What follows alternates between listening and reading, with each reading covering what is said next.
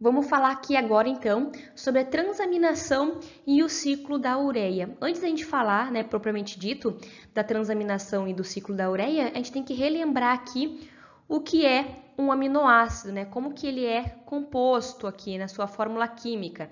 Então, o aminoácido, ele possui um carbono quiral. O que seria isso? É um carbono que possui 4 ligações diferentes. Então, um aminoácido vai ser diferenciado de outro aminoácido apenas pela cadeia R lateral. O grupamento amino, o hidrogênio e aqui o grupo carboxílico vai ser sempre o mesmo. O que vai diferenciar então aqui é o grupamento R, que vai nos dizer, se o aminoácido é polar, se o aminoácido é apolar, se ele possui cadeia fechada, cadeia aberta, se ele está ionizado ou não. Então, se tu vê nos livros, nesta maneira ou desta maneira, os dois jeitos estão corretos. Aqui ele está na forma ionizada e no nosso corpo a maioria deles se encontra na forma ionizada, com sinais positivos e negativos, tá ok? Bom, aonde que a gente encontra, os aminoácidos? Eles vêm das proteínas que a gente ingere no nosso dia a dia. Carne, ovo, leite, todos os derivados de leite. E aí, quando a gente faz a nossa ingestão, a gente faz a quebra dessas proteínas nos respectivos aminoácidos. Bom, os aminoácidos, então, eles podem ser usados para quê? Para formar novas proteínas ou proteínas e nucleotídeos, Eles participam da nossa formação do DNA e do RNA.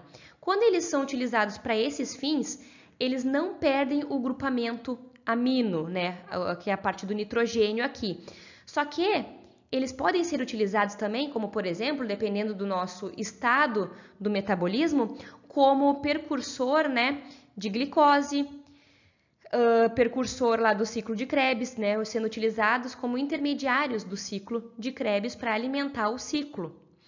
Então, o que vai acontecer? Quando eles perderem o grupamento amino, é que eles vão ser utilizados, uma parte, que é o grupo de esqueleto, para o ciclo de Krebs, ou para outros fins, e o grupamento amino que foi perdido é que vai ter que ser, então, convertido em ureia para a gente fazer a excreção desse grupamento amino. Por que a gente não faz a excreção como amônia, na forma de amônia, e sim na forma de ureia? Porque a amônia, por dois motivos, a amônia ela é tóxica no nosso corpo. Além disso, ela devido à sua propriedade química, ela é muito solúvel em água. Por ela ser solúvel em água, ela tem muita afinidade com a água, então a gente ia puxar muita água. Então a gente ia perder muito líquido, por este fator. Ó, fazendo aqui só o desenho, aqui nós temos o desenho da amônia.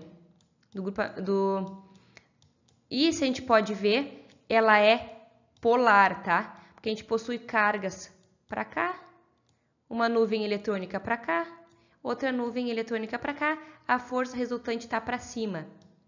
Então, por ela ser neste sentido, a gente fala que ela é polar. Ok? Ela é polar, tá? Então, por dois motivos, para ela ser muito polar, ter muita afinidade com a água, a gente vai ter o quê? Ia fazer muito xixi. Além disso, dela ser tóxica. Vamos falar então agora da transaminação. A gente vai falar sobre transaminação e depois como que essa amônia é retirada do nosso corpo através do ciclo da ureia. O que é uma transaminação? Nada mais é do que tirar o grupamento amino de um aminoácido e colocar em outra molécula que está ali pronta para receber esse grupamento amino. Então, vai ficar fazendo uma troca desse amino para a gente poder liberar posteriormente, então, a amônia e para o ciclo da ureia. Vamos lá. Aqui, então, a gente tem o nosso aminoácido e nós temos uma molécula chamada o alfa-cetoglutarato, que ele é um intermediário do ciclo de Krebs. Esse alfa-cetoglutarato, ele consegue receber o grupamento amino aqui do aminoácido. Quando ele recebe o grupamento amino do aminoácido, olha só, ele vai ser convertido em glutamato. Eu até sublinhei aqui, ó, né, e destaquei o que está sendo trocado. Então, o grupamento amino que estava aqui no aminoácido vai vir pro alfa-cetoglutarato. Quando ele recebe esse grupamento amino, ele vai ser convertido em glutamato. Já o aminoácido que perdeu esse grupamento amino e aceitou, ó, o dupla O do alfa-cetoglutarato, a gente chama que é um alfa-cetoácido. Então, são os esqueletos de carbono. Quando o aminoácido perde o grupamento amino, a gente fala que esse alfa-cetoácido é um esqueleto de carbono. Agora, esse alfa-cetoácido, ele pode servir, né, lá no nosso metabolismo para ser convertido em glicose, né, através do piruvato, ou outros intermediários do ciclo de Krebs, tá? Nesse processo de transaminação, as enzimas envolvidas são as transaminases, ou também chamada de aminotransferase, tá? E aonde que está acontecendo esse processo? No fígado, tá? Parte acontece dentro da mitocôndria, que está aqui embaixo, parte acontece fora da mitocôndria. Então, agora aqui nós temos o glutamato, que aceitou o grupamento amino advindo do aminoácido. Esse glutamato ele tem a portinha para entrar na mitocôndria. Ele agora dentro da mitocôndria vai passar por outro processo de transaminação, né? O oxalacetato aqui então, que também é um intermediário do ciclo de Krebs, vai aceitar o grupamento amino que está aqui com glutamato. Quando ele aceita o grupamento amino do glutamato, ele vira o quê? Aspartato. Então, o oxalacetato vai ser convertido em aspartato quando ele aceita o grupamento amino. E o glutamato, que perdeu o grupamento amino, vai ser convertido em alfa-cetoglutarato. E olha só que interessante, o alfa-cetoglutarato volta lá para cima para continuar o processo. Aqui também, no processo de transaminação, a gente tem uma enzima bastante importante, que é a nossa AST ou TGO, que é o aspartato aminotransferase, né? Que a gente vê bastante nos exames de sangue, né? Essas enzimas são importantes para ver se há ou não lesão hepática. Bom, além disso, o glutamato, além dele participar dessa transaminação, ele pode sofrer uma desaminação oxidativa. O que seria isso? Apenas perder o grupamento amino. Então, é o que vai acontecer aqui. Ele vai reagir com o NAD+, mais a água, liberando o grupamento amino e voltando a ser alfa-cetoglutarato. E esse alfa-cetoglutarato pode voltar lá para cima para continuar o processo, tá? Então, isso aqui é o que está acontecendo no fígado. Guarda esse grupamento amino aqui, que está aqui esperando para o ciclo da ureia, tá? A gente já vai falar sobre o ciclo da ureia. Só que antes de a gente falar do ciclo da ureia, a gente precisa saber que também está acontecendo aqui a liberação desse grupamento amino em outros tecidos, né? Porque a amônia também é formada fora do fígado. Só que como ela é formada fora do fígado, ela precisa ser transportada até o fígado em segurança para que ela seja transformada em ureia, porque essa transformação em ureia acontece no fígado. Então, aqui fora do fígado, o que a gente tem? A gente tem o glutamato, que vai ser convertido em glutamil-fosfato. Agora, esse glutamil-fosfato está pronto para receber um grupamento amino. E olha só, ele vai ficar com 2 grupamentos amino agora, que é a nossa chamada glutamina.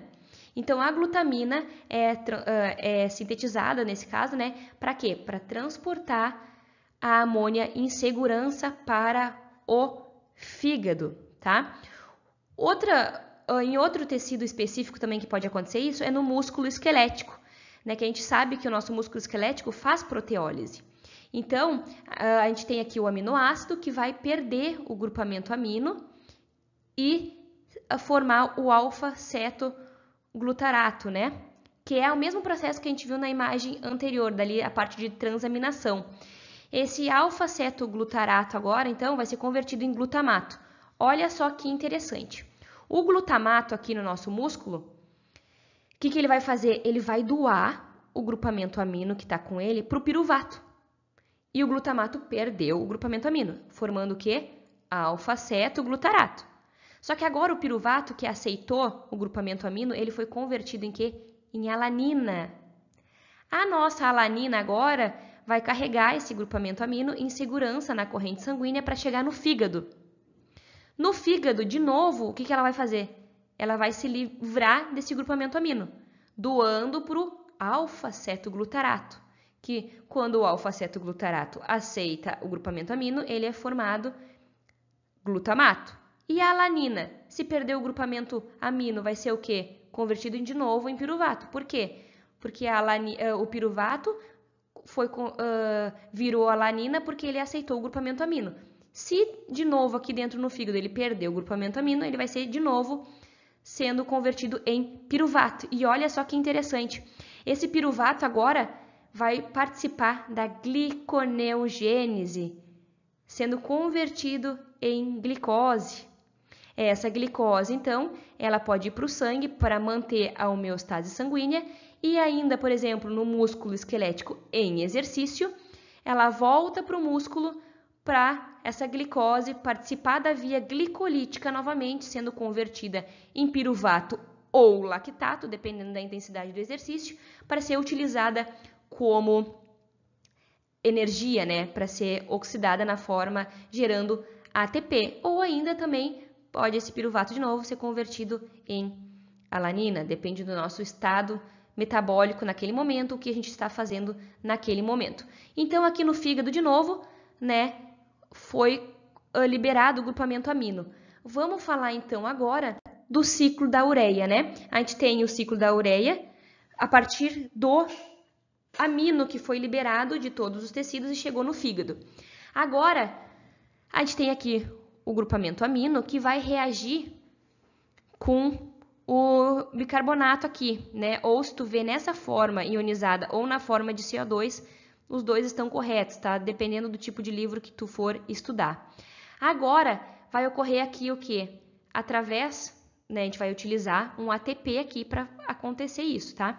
A gente vai formar esse intermediário aqui, mais a ornitina. O que vai acontecer? Esse intermediário aqui vai reagir com a ornitina, formando a citrulina. Então, olha só, a gente tem aqui a ornitina reagindo com esse grupamento aqui, perdendo o fosfato. O que ele foi convertido em citrulina? O que aconteceu aqui, então? Apenas uma junção de moléculas. A gente juntou essa molécula aqui com a ornitina, formando a citrulina. A gente fez uma adição de grupamentos. E aqui, né, a enzima responsável é a ornitina transcarboxilase, tá? Se for do teu interesse aqui saber a enzima. Agora, a citrulina, ó, a gente está aqui dentro da mitocôndria. Ela vai sair da mitocôndria e vai reagir com o aspartato. Se lembra que nas reações anteriores eu falei que foi formado aspartato? Então, o aspartato é formado para quê? Para participar do ciclo da ureia. Tem grande participação no ciclo da ureia. O que vai acontecer aqui agora? A citrulina vai se juntar com o aspartato, formando o argininosuccinato. O que aconteceu aqui? Olha só, a gente tem aqui a molécula de aspartato, que se juntou com a molécula da citrulina, formando o argininosuccinato, né? Olha só, se tu pode ver essa parte aqui, ó, é o aspartato, é o que está aqui. Essa parte aqui de baixo é o aspartato e essa parte aqui é a citrulina. Simplesmente juntou os dois compostos, formando a argininosuccinato. Agora, o argininosuccinato vai passar, né, vai ser convertido em arginina e liberar fumarato através da enzima argininosuccinase. Então, esse argininosuccinato vai ser transformado em fumarato mais arginina. E essa arginina agora, o que vai acontecer? Vai sofrer uma hidrólise, né? Vai sofrer uma hidrólise através da arginase, sendo liberado, então, aqui, ó, o grupamento ureia. Tu pode ver aqui na arginina, a gente já tem a ureia formada, a gente só precisa clivar essa ligação através da adição de água e através da enzima responsável aqui que vai fazer essa hidrólise, a arginase. Foi convertido em ureia. E essa parte aqui, né, o que aconteceu com ela? Ela simplesmente é o quê? Se tu for ver aqui embaixo, a ornitina, que volta para a mitocôndria e continua reagindo aqui com esta molécula para seguir o ciclo da ureia, né? O ciclo da ureia. E essa ureia, então, ela vai ser excretada lá, né? Vai para os rins para a gente poder excretar ela pelo xixi, né? Pela urina.